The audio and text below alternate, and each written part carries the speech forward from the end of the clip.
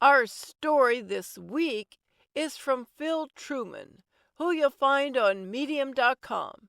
And here is 8 reasons why I'm not going to Mars. Sorry, Elon.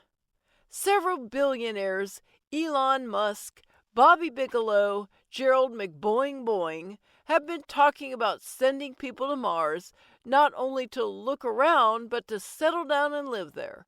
Personally, I don't think that's a good idea. Oh, sure, I know it's in our human DNA to explore the universe, just as it has been since Charles Darwin's ancestors first slimed out of the primordial ooze to become monkeys and swing through the trees. But Mars is a whole different ballgame. Based on my scientific knowledge as an ex-English teacher, here's 8 reasons why I've decided not to go to Mars. 1. Mars has little or no global magnetical field. Unlike Earth, Mars has no spinning molten iron core to create a major magnetical field.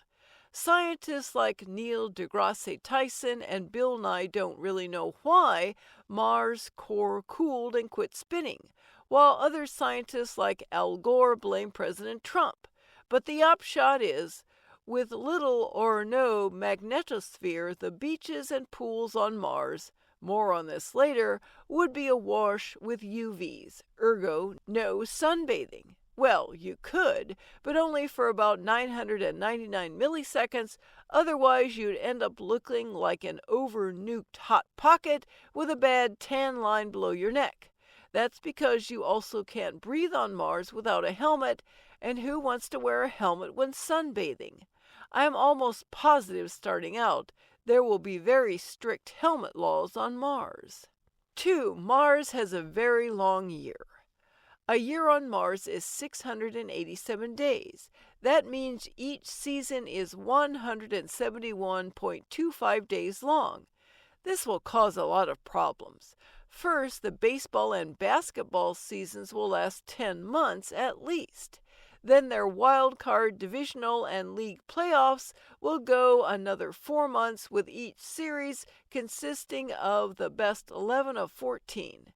This will cause an uptick in methamphetamine use by the baseball fans in order to stay awake, and longer riots by the basketball fans because that's what they do. Of course, football season will last longer too, which is okay. Maybe on Mars they'll expand the college championship series to 8 teams. But back to my reasons for not going. There's the shopping seasons. Each month will have to be expanded to 57 days, so you're going to have to listen to Little Drummer Boy and 12 Days of Christmas for over 100 days. And they might increase the latter to 24 days. On the upside, I'd have many more days to put off buying that Valentine's Day card for my wife. Birthdays could be a problem, and not just because your kid will be born on February 49th. Who wants to wait 2 years for that $25 gift card to Bass Pro from your wife or the birthday card from your insurance agent? On the other hand, at my age, I wouldn't mind waiting a couple of years to be only 1 year older. You'd have to wait almost 2 years for your vacation. Maybe they'd up the basic 2 weeks to 4 or 3 to 6, depending on your seniority. Of course, if you signed on with a bunch of French colonists, you get like 60 weeks plus paid holidays in your birthday. But even with all that time, where would you go? I mean, Mars is basically one big desert. A big red desert.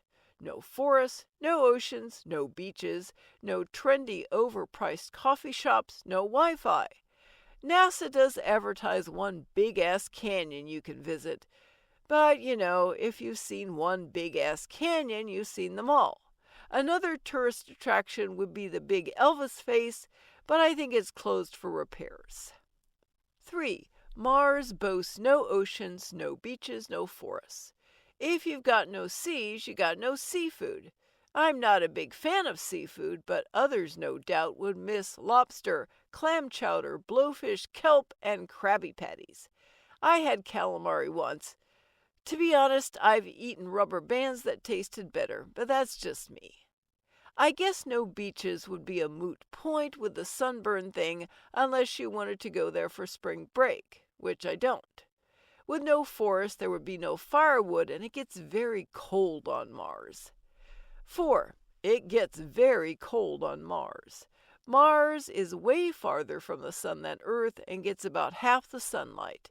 The average temperature on Mars is 57 degrees Fahrenheit for the high and minus 81 degrees Fahrenheit for the low.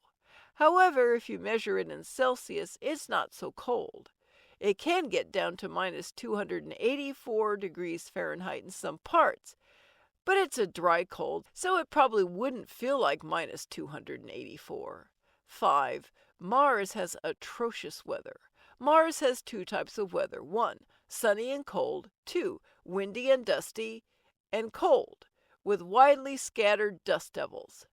Category 5 dust storms are not uncommon, and the air quality is zilch unless you're a pine tree or some other cold climate plant, because the air is 95% carbon dioxide, which I'm told plants like to breathe. That is, when it's not frozen. 6. Martian moons aren't romantic. Mars has 2 moons that look more like potatoes than moons. Despite their names, Phobos and Deimos, being much cooler than our moon's name, Moon, I doubt either would inspire much poetry or song. Deimos is just a speck in the sky which rises in the east and sets in the west every 3 days, and Phobos is fast and backwards as it rises in the west and sets in the east twice a day. So, using many moons as a reference for an expanse of time would be a complicated term on Mars. 7. Mars has low gravity. Normally, low gravity wouldn't be a bad thing given my current weight, but I'm kind of a klutz. I have a hard enough time maintaining my balance in Earth's gravity. I could see myself falling down more on Mars, and in slow motion. Probably would make my voice slow down too when I'm falling, like, "Oh, crap!" thud. 8. Mars has ugly skies and sunsets. One scientist on YouTube said Mars has blue sunsets and yellow skies. He explained it's the way light is scattered and refracted or redacted, blah blah, something something, whatever. I just don't think I'd want to exist in an Andy Warhol painting. I'm sure there are other things I could find wrong with Mars, but these are enough for now. I can use these excuses when I get cornered by the timeshare salesman at the Mars Red Rock Haven Condos kiosk at Bass Pro. There are other options. I read just the other day some German scientists found an Earth-like planet orbiting in the Goldilocks zone of a sun like our own. Or was it the Mary quite contrary zone? Anyway, it's a fat Earth, twice the size of our home world, with the catchy name Toy-456.04. Now see, that's why astronomers and asshole physicists need more English and or marketing majors in their ranks. They're never going to sell anyone on going to a planet named Toy-456.04. It needs to be something like Volcron or Velcro or Kashyyyk or Syphilis Prime. With a new name, it would look more promising. However, it is 3,000 light years away, and I don't think I could spare the time to get there, even with Elon Musk driving.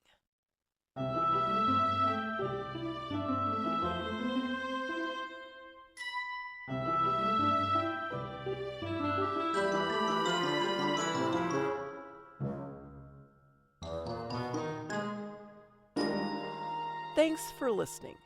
I'm Kris Keppeler, and I hope you enjoyed listening to these stories as much as I enjoyed narrating them. I'd love for more people to hear these wonderful stories.